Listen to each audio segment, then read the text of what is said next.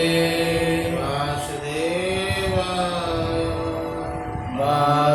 वासुदेवाय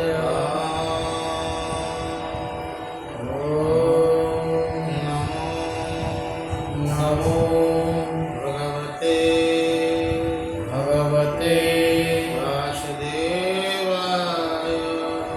वासुदेवाय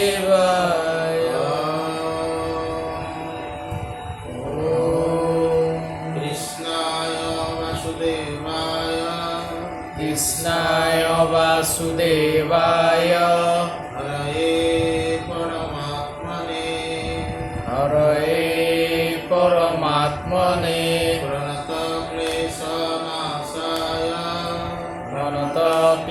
प्रणतक्लेशनाशाय गोविन्दाय नमो नमः कृष्णाय वासुदेवाय हरये परमात्मने प्रणतक्लेशनाशाय गोविन्दाय नमो नमः कृष्णाय वासुदेवाय हरये परमात्मने प्रणतक्लेशनाशाय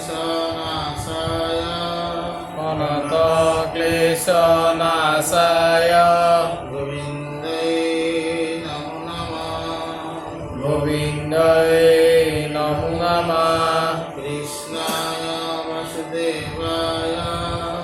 कृष्णाय वासुदेवाय हरये परमात्मने प्रणतक्लेशनाशाय गोविन्दाय नमो नमः कृष्णाय वासुदेवाय हरये परमात्मने प्रणतक्लेशनाशाय गोविन्दाय नमो नमः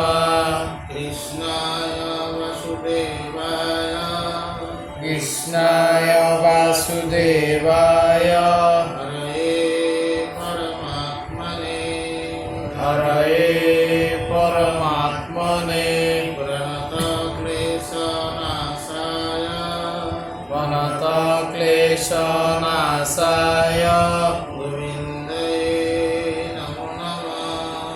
गोविन्दाय नमो नमः कृष्णाय वासुदेवाय हरये परमात्मने प्रणतक्लेशनाशाय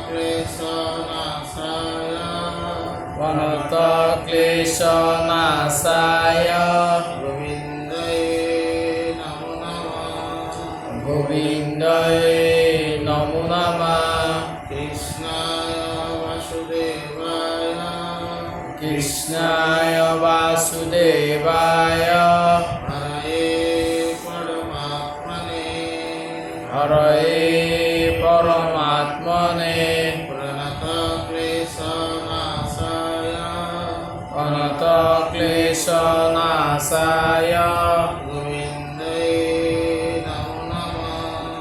गोविन्दाय नमो नमः कृष्णाय वासुदेवाय हरये परमात्मने प्रणतक्लेशनाशाय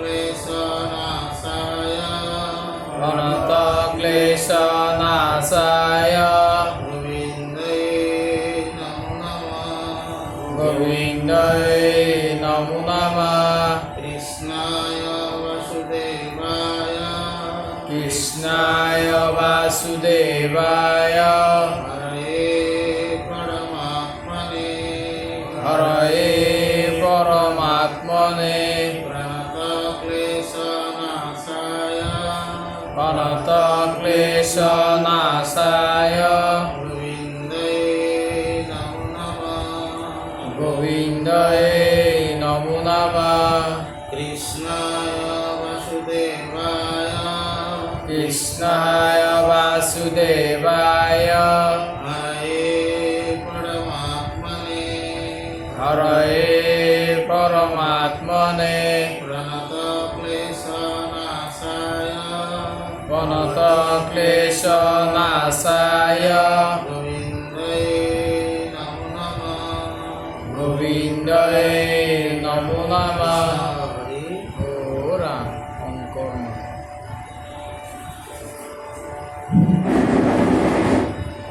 রাম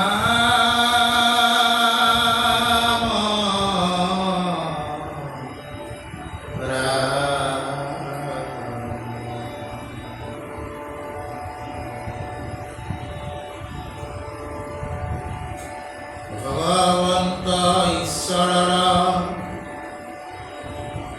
কথা শ্রবণত পর নাহি মহালাভ ত্রিভুবনে এতেকে সমস্ত এরি কথা শুনিবা মাত্র লয় সাক্ষী গোপীর বসনে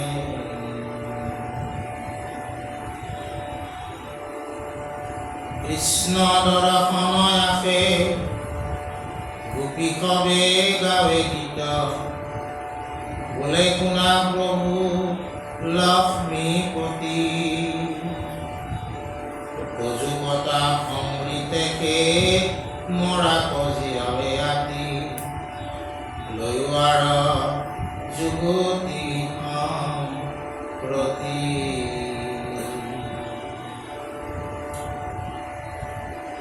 দেৱতা খবৰ ভাগ্য প্ৰসিদ্ধ অমৃত যিটো কথামৃত শ্ৰেষ্ঠ তাত কৰি ব্ৰহ্মজ্ঞানী গণে সিটো অমৃত কৰিয়া তুচ্ছ কথামৃত প্ৰিয়ন্ত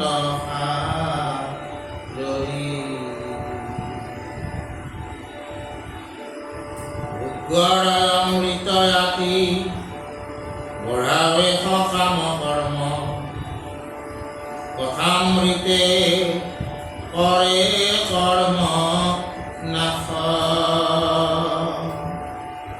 নচায় অনুষ্ঠান শ্ৰৱণ মাত্ৰতে মহা মুকুতিকো কৰন্ত প্ৰকাশ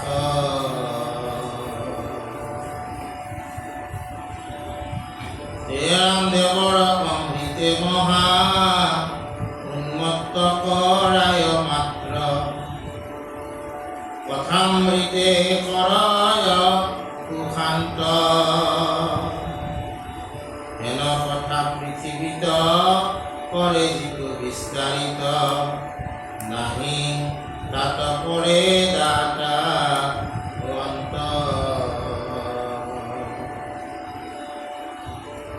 আজি আমাৰ ৰত্নাৱলীত যোৱাকালি আমি মুখ্য আৰু বিদুৰৰ মাজত যি কথোপকথন সেইখিনি আমি অলপমান পঢ়িছিলোঁ বা শুনিছিলোঁ। আজি তাৰ পিছৰখিনিত কৈছে যে ঈশ্বৰৰ যিটো কথা এই কথা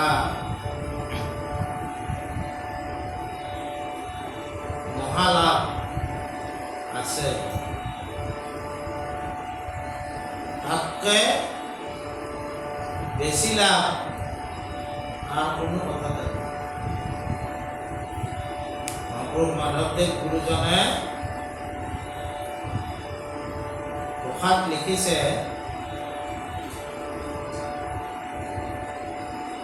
যে ভাৰত ৰত্নৰ দ্বীপ মনুষ্য শৰীৰ নৌকা ৰাম নাম মহাৰত্ন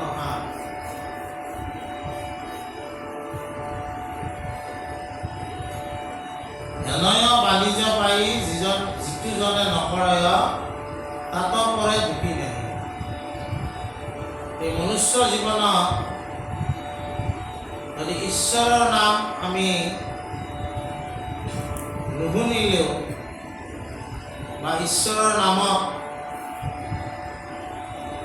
আমি গুৰুত্ব নিদিলেও, ঈশ্বৰ কথাত গুৰুত্ব নিদিলেও, তেতিয়াহ'লে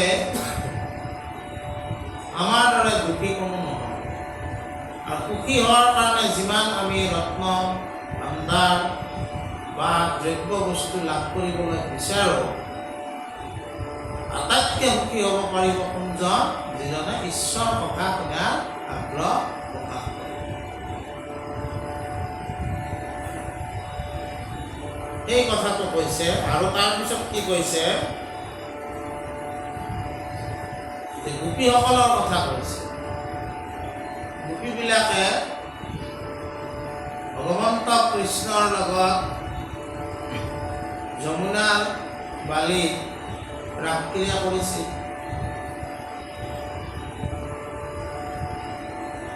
কৃষ্ণই তেওঁলোকৰ লগত যেতিয়া ৰাসক্ৰীড়া কৰি আছিল, মাজতে কৃষ্ণই তেওঁলোকতকৈ ডাঙৰ বুলি দেখুৱাইছিল। মানে কৃষ্ণকেও গোপীবিলাক ডাঙৰ বুলি দেখুৱাইছিল। কিছুমান গোপীয়ে কৃষ্ণক পাই বৰ আলস্য দেখুৱাইছিল। সেই সময়তে কৃষ্ণই কৈছিল, যদি কোনোবা নোৱাৰা তেনেহ'লে মোৰ কান্ধত উঠা। যাইবে যেবে নকৰা কান্ধত উঠা কি? তেতিয়া কোনো এটা বিশেষ গোপীয়ে কান্ধত উদ্ভৱ দিছিল। তেতিয়া কৃষ্ণ অন্তৰ্ধান হৈছিল। এই কথাটো আমাক কি ইণ্ডিকেট কৰে? কেতিয়াবা কেতিয়াবা আমাক ভগৱন্তই নিজে কৈছে যে কৃষ্ণক পাইবাৰ ভকতেকে পন্থ, এই কথা কয় গীতা ভাগৱত গ্ৰন্থ। কৃষ্ণক পাৱাৰ একমাত্ৰ উপায় ভকত। দেৱকো তীৰ্থকো কৰি ভকতেকে বৰ, ভকতক বুজিলে বুজে কৰ্ম।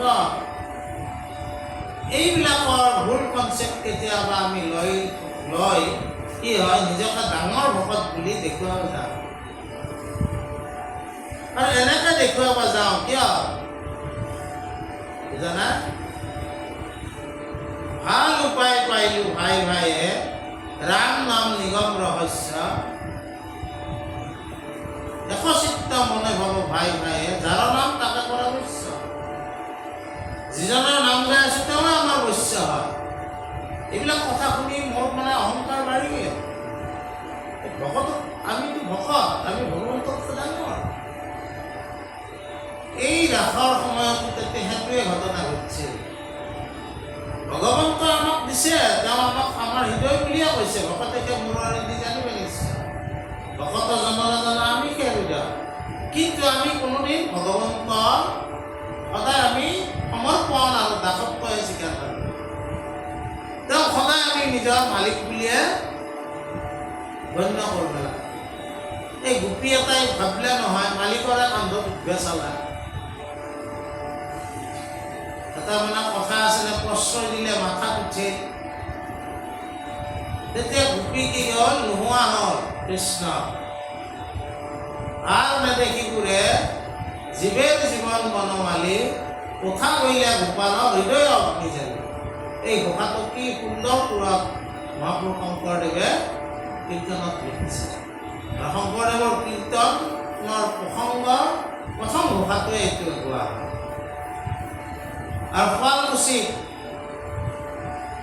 মানে ইয়াত ভাঙনিটো কি দিয়া হয়, গোপী কান্দে বালিত বাগৰি। কৃষ্ণক নাপায় গোপীসকলে বালিত বাগৰি বাগৰি কান্দছিল।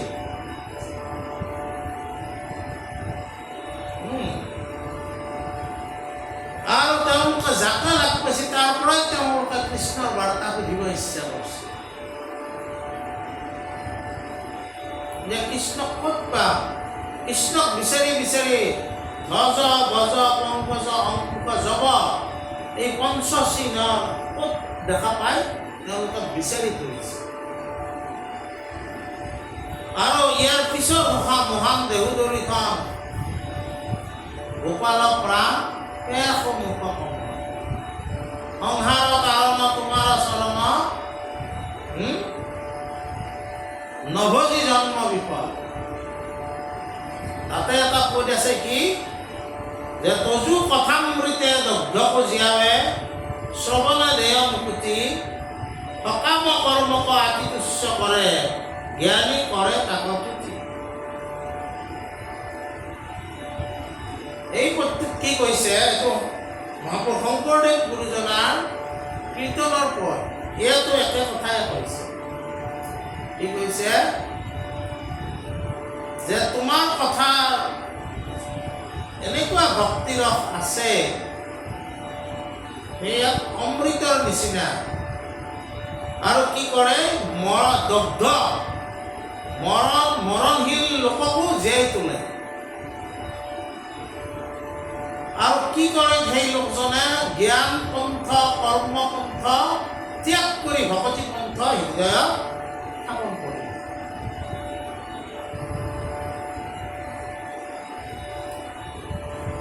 বুজি পাইছে না? এই কথাটো কৈছে। আমি যিহেতু মহান ৰত্নাৱলী শ্ৰৱণ বিৰেচন শুনি আছো, এই শ্ৰৱণ বিৰেচনত ঈশ্বৰ কথা শুনিলে এই বিৰহত থকা গোপীবিলাকেও তাৰমানে যেনেকৈ মনত শান্তি পাইছিল, আমি সকলোৱে সেই শান্তি লাভ কৰিব পাৰোঁ। শ্ৰৱণত শুদ্ধ হৈ মানৱ সৰ্বদায় পৰিৱেশ কৃষ্ণ কীৰ্তন। তাৰপিছত কি কৈছে যে অমৃত হ'ল অমৃতৰ কাৰণে সমুদ্ৰ মন্থন হৈছে। দেৱাসুৰ সকলে একেলগে মন্থন কৰিছে আৰু তাৰ কাৰণে উন্মুক্ত হৈ গৈছে। দেৱতা আৰু অসুৰসকল উন্মুক্ত হৈছে অমৃত লাভ কৰাৰ কাৰণে। কিন্তু কৃষ্ণৰ যি কথামৃত ই আমাক কি কৰিব, ই আমাক সুশান্ত কৰিব। সেই অমৃতৰ লগত এই অমৃতৰ কোনো তুলনা। এই অমৃতে আপোনাক উন্মুক্ত কৰিব পাৰে। উন্মুক্ত মানে অমৃত খাব লাগে আৰু, বুজা নাই? কিন্তু কৃষ্ণ কথামৃতে তোমাক কি কৰিব, সুশান্ত কৰিব। উন্মুক্ত আৰু সুশান্তৰ মাজত বহুত পাৰ্থক্য আছে। আমি যদি জীৱনটো শান্তিময় কৰিব চাওঁ তেতিয়া সুশান্ত হ'ব লাগে। এই কথাটো কৈছে। তাৰপিছত কি কৈছে, এই কথা ভগৱন্তৰ কথা যিসকলে বিলাই আছে,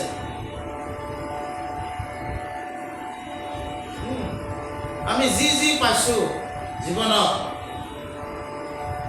কিন্তু যিজনে ঈশ্বৰ কথা বিলাই আছে তেওঁ আমাক যিটো দিব পাৰে তেনেকুৱা বস্তু আমাক কোনেও দিব। বাকীবিলাকতো অবস্তুৱে। আমি যিমান বস্তু লাভ কৰিম, বস্তুবাদী জগতত, মেটেৰিয়েলিষ্টিক জগতত থাকি যিমান আমি বস্তু লাভ কৰোঁ সেইবিলাক চব বস্তু।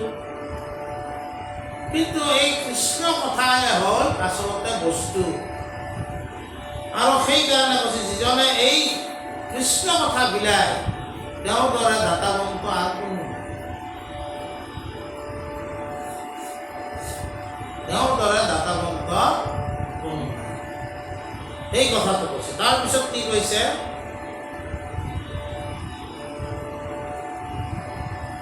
হেৰা গোপীৰ বচন খাওঁ এই অৰ্থ পুনঃ কওঁ যাৰ হইল কৃষ্ণ দৰ্শন তাৰ যত পাপ ক্ষয় হইবা অদ্ভুত নয় কিন্তু হইল কৃতাৰ্থ কি জান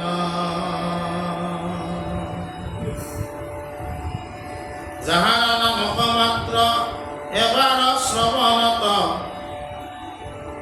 অধম চণ্ডাল আতিশয় এইটো শৰীৰ সমে সমস্তে পাপত হন্তে হুৱে মহাপবিত্ৰ নিশ্চয়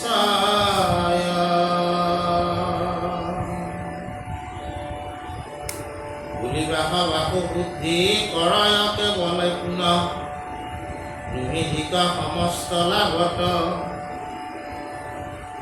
লয়ুক সিদ্ধান্ত আৰু কৃষ্ণ কথা শুনিবাৰ মহিমা কহিবু মই কত এৰাম পুৰুষাৰ্থ মাজে সাৰ জানিয়া মহন্ত হবে পূৰ্বে কহি আছে বিদ্যমান ভগৱন্ত মাধৱৰ চৰিত্ৰ অমৃত কথা সংহাৰক কৰয়নি জান জন কথা অমৃত মহন্ত খবৰ মুখে বিয়োজিত কৰ্ণাজলি ভৰি নুহি যেনে পশুৰ যিটো জানয় কথাৰ ৰস নুশুনিবে কোন নুশা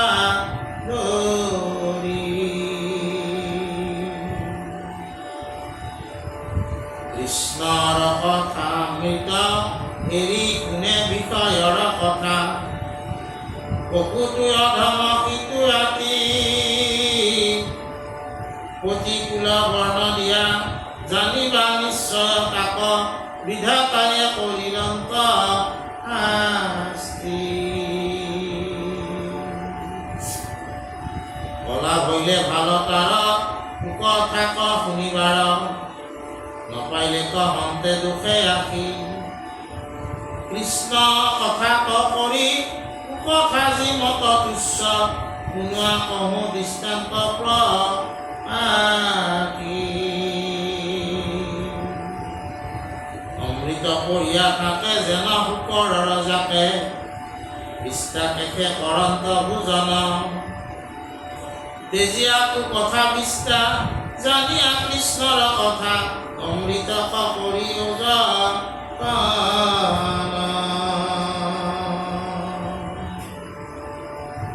এতিয়া আমাক কি কৈছে এই কৃষ্ণ কথা শুনোতে শুনোতে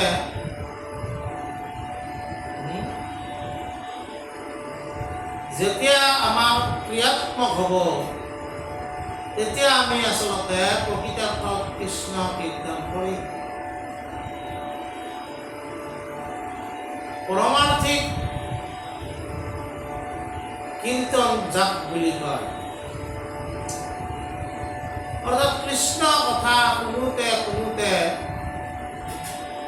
ভগৱন্ত কৃষ্ণৰ উপদেশসমূহ আমাৰ জীৱনত যদি আমি প্ৰয়োগ কৰিব পাৰোঁ তেতিয়া আচলতে পৰমাৰ্থিক কীৰ্তন কৰা হয় আৰু তেনেকুৱা কৰিলে একদিন আমাৰ ভগৱন্ত কৃষ্ণৰ দৰ্শন হৃদয়ত হ'ব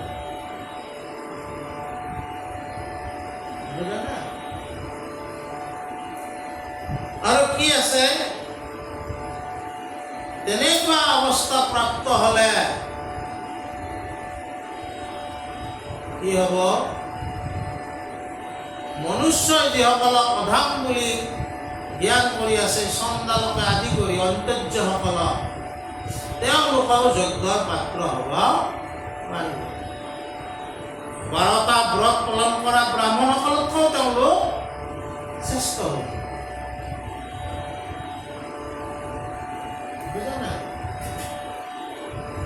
আৰু এই কথা তাৰমানে কৃষ্ণ কথা এইবিলাক হ'ল মহিমা কৃষ্ণ কথা শুনাৰ মহিমা এয়া তোমাক তাৰমানে তোমাৰ যিমানবিলাক বুদ্ধি, এই বুদ্ধি সমস্ত কৃষ্ণ কথা তোমাক তাৰমানে এনেকৈ ধুই নিকা কৰিব। অন্তৰ বুদ্ধি, বাহ্যিক বুদ্ধি, দেহ বুদ্ধি চব হ'ব না। আৰু তোমাৰ এই কৃষ্ণ কথাই তোমাক কি কৰিব, তোমাৰ যি দেহ বাসনা, লোক বাসনা এই শেষ কৰিব। আৰু তাৰপিছত তাৰমানে কি হ'ব, এনেকুৱা এটা ব্যৱস্থা প্ৰাপ্ত হ'ব, অধম, মই যদি একেবাৰে অধম জাতিটো আছিলোঁ, অধম হৈও আছিলোঁ, তেতিয়াহ'লে কৃষ্ণ কথাই মোকে উত্তম কৰিব লাগে। আৰু সেইকাৰণে কৈছে যে যিমান পুৰুষাৰ্থ আছে, ধৰ্ম, অৰ্থ, কাম, মোক্ষ, 4 পুৰুষাৰ্থ, কিন্তু এই পুৰুষাৰ্থ গোবিন্দৰ প্ৰেম অমৃতৰ নদী বহে বৈকুণ্ঠৰ পৰা। 4 পুৰুষাৰ্থ তাহাৰ নিজৰা হৰিনাম মূল ধাৰা। এই 4 পুৰুষাৰ্থ নিজৰাহে মূল কি আছে, এই মাত্ৰ মহাপুৰুষাৰ্থ পুৰুষৰ শ্ৰৱণ কীৰ্তন পৰিৱেশ নিৰন্তৰ। শ্ৰৱণ কীৰ্তন ভক্তি ধৰ্মটোৱে হৈছে মূল পুৰুষাৰ্থ। সেই মূল পুৰুষাৰ্থ তুমি উপাৰ্জন কৰিব পাৰিবা। আৰু এই জন্মত যিহেতু তুমি মনুষ্য হিচাপে জন্ম পাইছা, তুমি পশুৰ দৰে কিয় হৈ থাকা? যদি পশুৰ দৰে হৈ থাকা, তোমাক কুকথাবিলাকে প্ৰভাৱিত কৰিব। আৰু মনুষ্য হ'বলৈ যদি চেষ্টা কৰা, তেতিয়া ঈশ্বৰ কথাই তোমাক প্ৰভাৱিত কৰিব। বুজানা? আৰু সেইকাৰণে কৈছে কি যে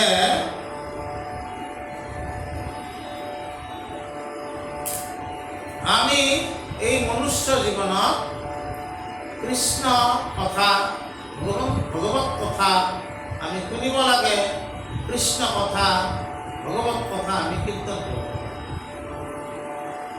ইয়ে আমাক প্ৰকৃততে মানৱ জীৱন আমাক উচুলগা কৰিব।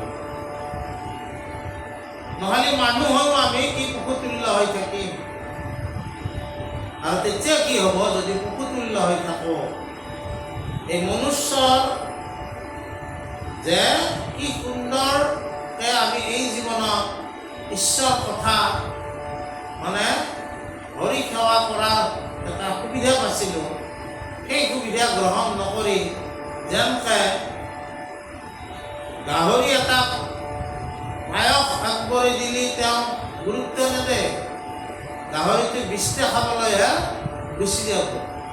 ঠিক তেনেকৈ এই মনুষ্য জীৱনত আমি ঈশ্বৰ বা ভগৱত কথা গুৰুত্ব যদি আমি নিদিওঁ, তেনেহ'লে আমি সেই গাহৰিৰ দৰে তাৰমানে আমি পায়স পায়ো বিষ্টাহে গুৰুত্ব দিওঁ। এই কথাটো আজি এইখিনিকে আমি আজি